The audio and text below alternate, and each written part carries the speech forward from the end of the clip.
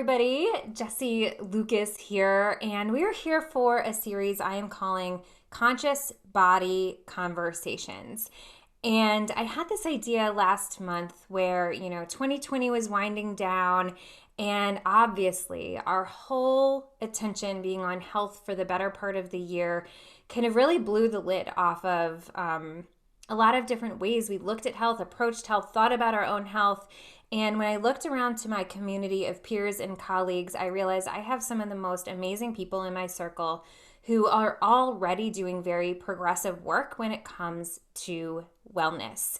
So I have a guest on the line today, Karen Sammer, certified health and nutrition coach. We're going to hear from her in just a moment.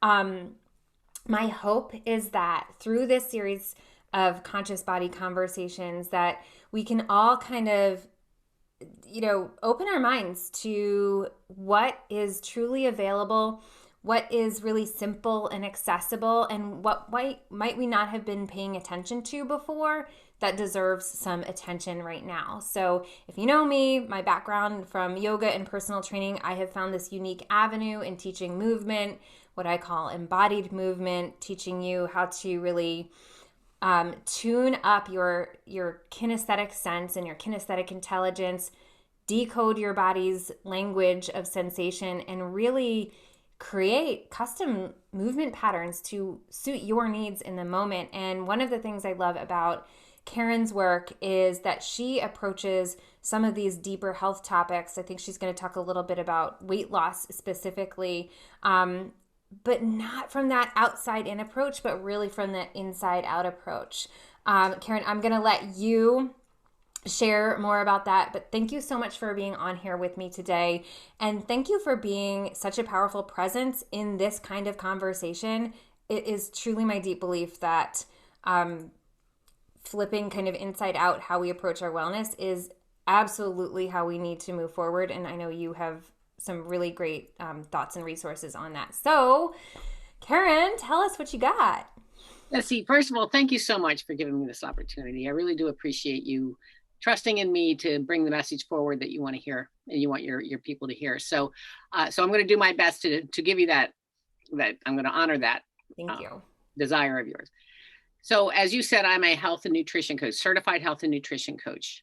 I primarily work with women who are living with or at risk for developing chronic illness that we can manage through lifestyle and nutrition changes. But I also work with all types of people. And what I'd like to talk about today is weight loss. Because if you are overweight and you lose just 10% of your body weight, you could have a significant positive impact on the state of your health. So I have this program that I do that when I work with my clients, I work with both individual and I'm about to launch a group program, but I had to approach weight loss a little differently than the traditional weight loss model. I really have 5 key elements that I use in order to help people to not only lose the weight, which everybody knows how to lose the weight. It's a matter of keeping it off. Because when you lose weight, 95% of the people who lose weight and attain the goal that they set out to attain will gain it back in the first year. And within 5 years, 99% of the people will have gained back all the weight, and sometimes more, oftentimes more. So it's really important to not only lose the weight, but to sustain the weight loss. So the key elements in my program start with mindset. If you don't have your head in the right place, you may achieve that goal, but it isn't going to stay there. You will lose sight of that goal very quickly, and you'll become very disappointed with yourself, and you will lose faith, and you become very frustrated, and you become very negative. So it's really, really important to get your head in the right place. And that's what we start out with. We start out with getting your mindset rock solid.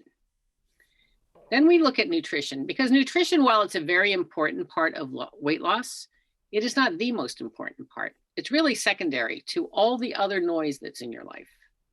Because what's going on in your life is probably what is driving you to choose the foods that are putting on the extra weight. So what we do is we look at the nutrition, and I provide for my clients food lists and food menu ideas, that type of thing. But it's not our primary focus. Our focus is more around everything else. But I will guide my clients to choose the right foods, because there's so much conflicting information out there. You really don't know what's good and what's not. So I try to distill that down for people. We also look at lifestyle, because how many people have you heard, Jess? I'm sure you've heard this before. I don't have time to exercise. I don't, but you do. You have time to put movement in your day every single day. You can put it in the little nooks and crannies of your life. So it's really important to get movement in your day, but it doesn't have to be classical exercise. It doesn't have to be push-ups and sit-ups. It can be dancing. It can be playing with your kids. It can be running around the yard. It can just be stretching. It could just it's all of the things to get your juices flowing. It helps you with your creativity. It gets rid of brain fog. It helps to get rid of fatigue. It helps a whole lot of things. Plus, it helps you to lose weight. And we also look at self-care. Self-care is so very important. And as women, we very often put ourselves at the very bottom of that list. And if we do not replenish our own resources, we cannot support other people, because you can't pour from an empty cup. I'm sure that's a tired phrase that a lot of people have used, but it's so true. You cannot, you can't help others if you are completely depleted. So I also work with my clients to develop a program of self-care that's manageable in our busy lives, so that we make sure that we are taking care of us first, so that we put our own oxygen mask on first before we put on everybody else's. And then the last element is emotional health. Yeah, emotional health. So it is not to be understated. I will tell you, so the way I got on this journey is I had a devastating diagnosis about 11 years ago. I was diagnosed with an aggressive form of breast cancer, and I was very overweight. So I lost 135 pounds, and these steps are how I incorporated these steps into that journey. But what I found when I lost the weight, that was a suit of armor that I took off. And let me tell you, that is not insignificant, because when I was taking up more space in the world, there was something about that was a little bit more powerful to me. On the other side of that coin, I felt very insecure because I was so overweight. So it's a weird kind of dynamic. But when I lost the weight, that I was exposing myself to the world. And that was not insignificant. So we work on emotional health, because emotional health very, very clearly plays into the types of foods that we choose, and how we nourish ourselves or how we don't nourish ourselves, how we stuff our feelings. So we work on that as well. So those are my 5 elements. Karen, one of the things I love about what you just described, so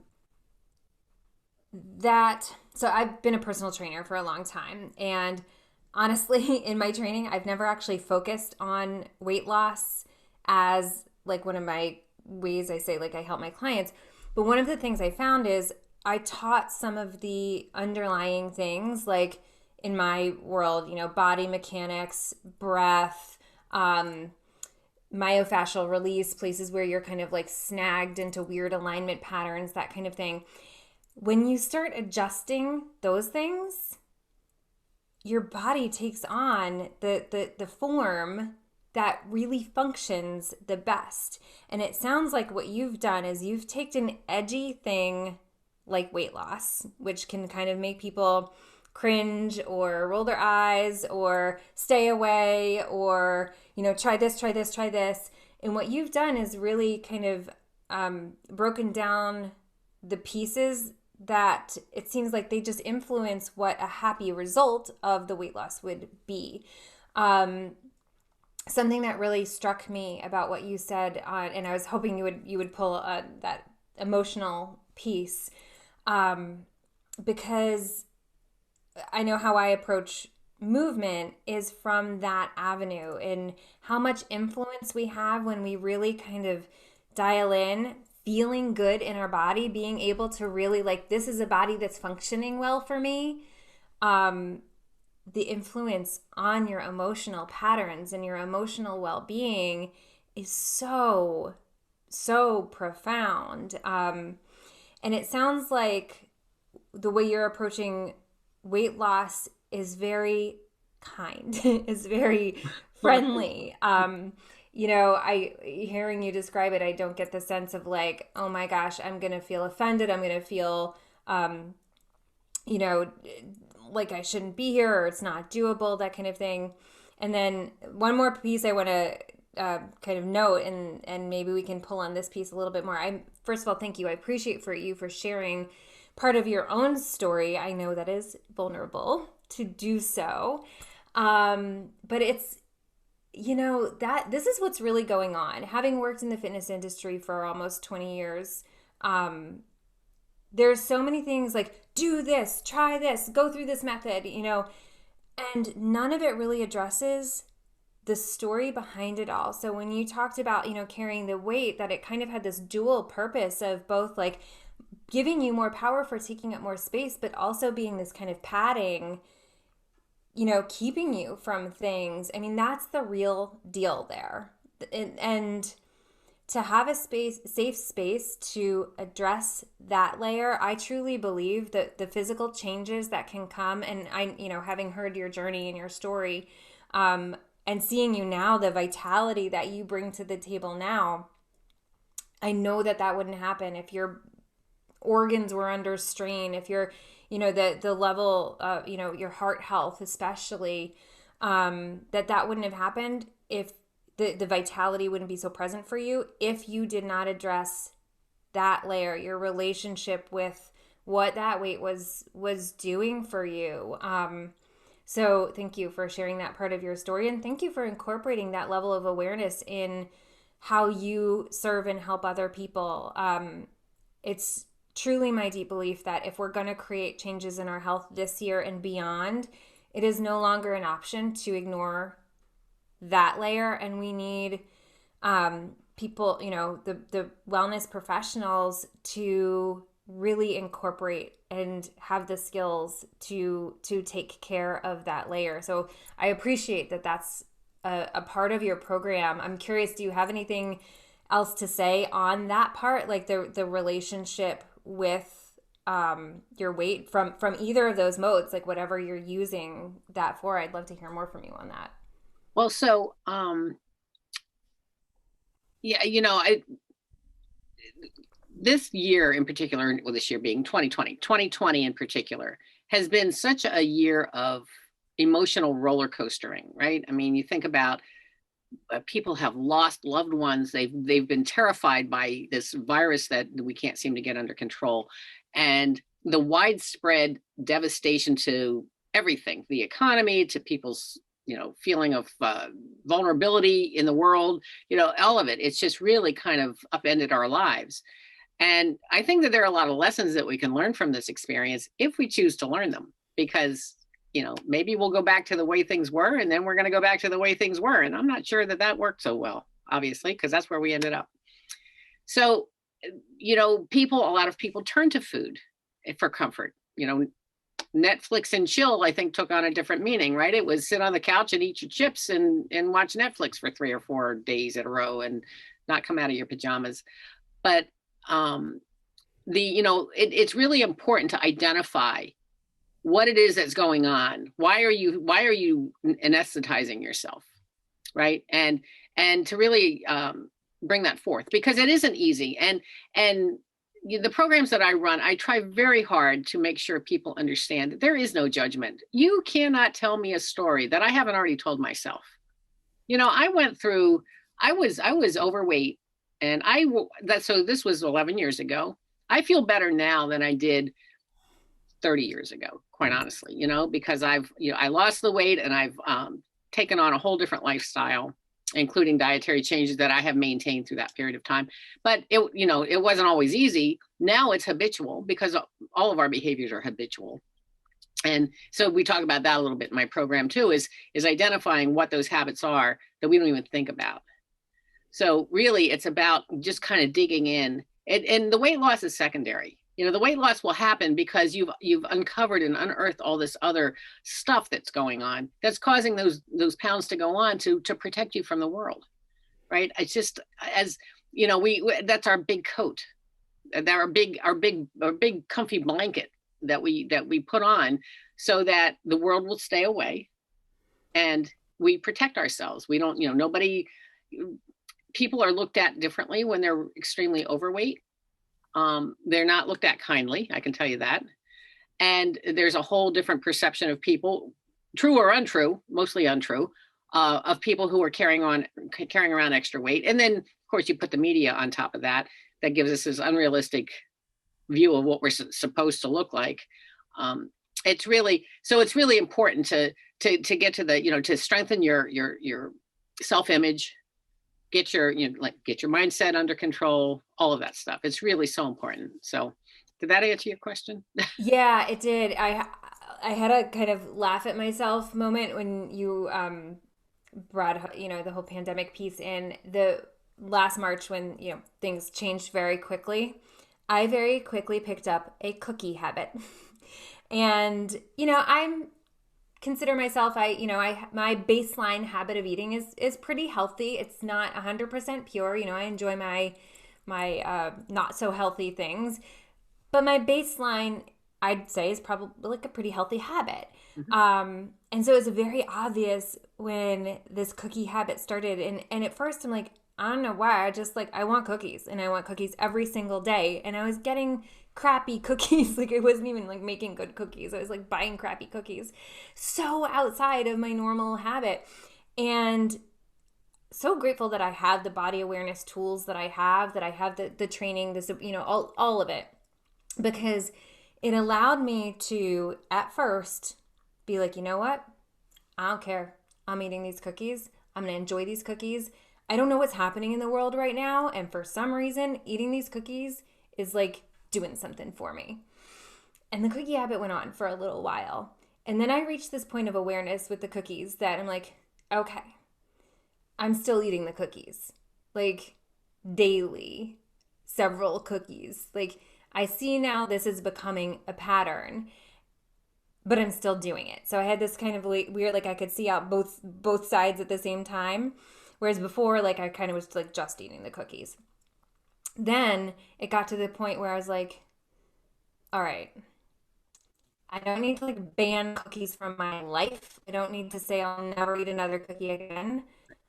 But it's time to just not have it be this daily habit, because I completely then could connect it to dealing with the fear of the unknown, the stressors that were going around, everything that, globally we were experiencing, and personally how that was landing for me.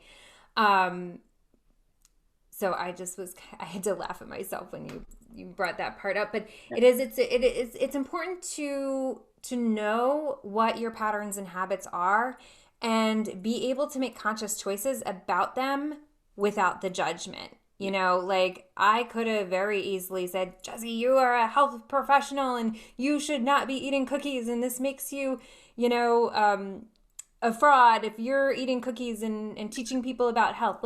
No, it's okay. So that combination of awareness of habits and lack of judgment, the thing that I'm feeling through that, and maybe we can kind of wrap on this, is a freedom to be yourself, a freedom to be in your body. And on one hand, if you have stressors on your body, a whole lot of extra weight being one of them, not from an aesthetic perspective, but from a, how is this, the functions of your organs, your heart, everything, you're not really free to truly, in my language, be embodied, feel like yourself. Yeah. And at the same time, there's something on the other end where we need to put down any sort of societal expectations on what the result of that might look like. So it sounds like you have a pretty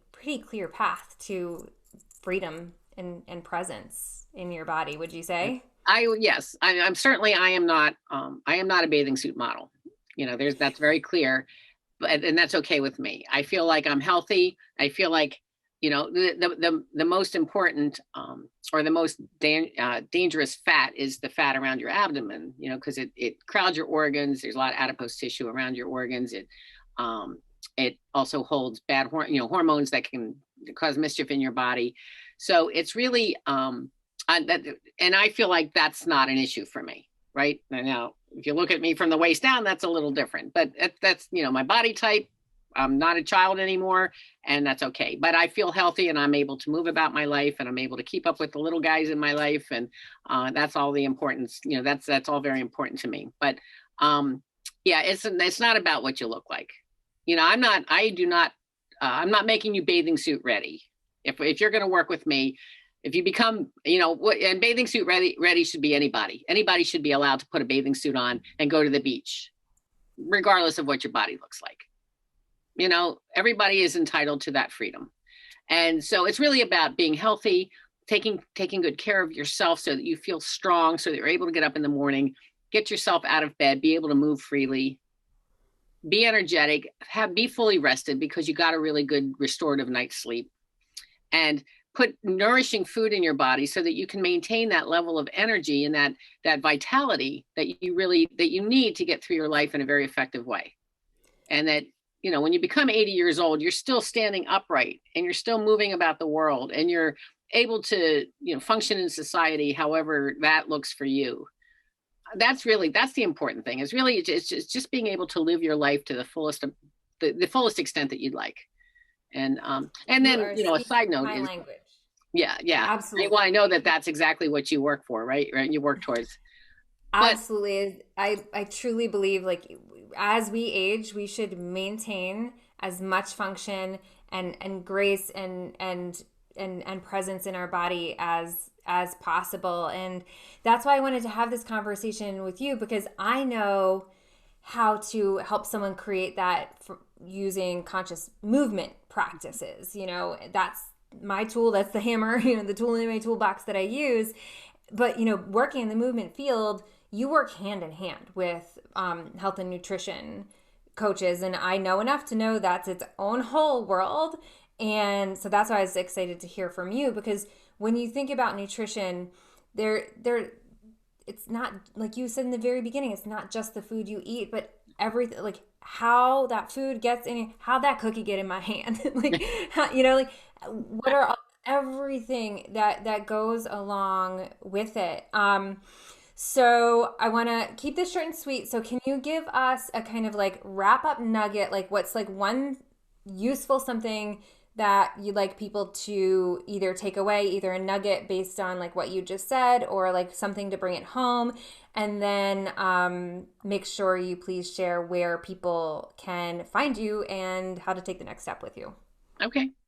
So really it's about looking at your habits. It's really about identifying, just do a little self-reflection and look at how you incorporate food into your life, because that is actually what's putting the pounds on. So if you need help doing any of that, just kind of evaluating your life and seeing if it's going in the right direction, go with God. God bless you and enjoy your happy life. However, if you need some help in getting back on course, you can certainly get in touch with me. I am offering a free consultation here. So we'll put the link to my calendar in the show notes, I believe, right, Jess? Because it's a little complicated. So, but my website, you can go on my website, and anybody can do this. Go on my website, and there's all kinds of really good recipes on there. I'm vegetarian, so you won't find anything with meat. Sorry, you have to go somewhere else for meat. But there are plenty of other recipes on there that you might find appealing. And that is www.yourpoweryourhealth.com. And that is my website. There's other stuff on there. I have a blog that I haven't really updated lately, but there are plenty of good, there's plenty of good information in the blog post that I've put. Everyone has a specific health topic. Mostly, some of it is just me being reflective, but there are some, most of them are health topics that are probably pretty, on point for people. But one of the comorbidities with COVID is obesity, and that if you are overweight or obese and you develop COVID, the outcome is not always as good as if you were not. If you had a strong body that was well nourished, your outcomes could be very positive. Much more positive if you developed a virus. So I'm just saying that that's something to be very concerned about. It's important. Yeah. It is vitally, vitally important right now. So thank you for having that resource. Please do go to Karen's website. I will include the website link and her calendar link with this video. I didn't know you had vegetarian recipes on your website. When we hang up, I'm gonna go over there. I'm a vegetarian too. I've been a vegetarian since I was 9 years old, minus my second pregnancy. My older kid, who turns 20 this year, has never touched. My whole pregnancy I was vegetarian. He to this day has been vegetarian. My second kiddo though, he was like, "Hey, lady, I need some meat down Yeah. here." And to this day, that's still his constitution. So minus a little hiatus being pregnant and breastfeeding him. And in my household, we're always trying to look for recipes that are, even the non-vegetarians like and, can enjoy and we can share. So I'm going to go cruise through your website and get some new vegetarian recipes because I'm always looking for new stuff. Um, this is so important, you guys. Thank you for hanging in there with this conversation with Karen and I. I hope that you got something out of it. The whole point, again, is to kind of flip everything inside out, look under the surface. Karen has some great ways to look at the nutrition and the weight loss component. I have some great ways to look at the movement component, how to create those, like we said, conscious body practices. Karen mentioned, your workouts don't have to look a certain way. There are so many creative ways to move in your body. And my hope is to also help support other wellness professionals from non-movement avenues incorporate that kinesthetic awareness and know that movement is a part of however you help people. So I'll include my website too, so you can go take a look at what I have going on in the embodied movement world. Karen, thank you so much again. It has been a pleasure. I know there's more goodness to come. Have a great rest of your day. You too. Thanks so much, Jess. Okay, bye. Bye.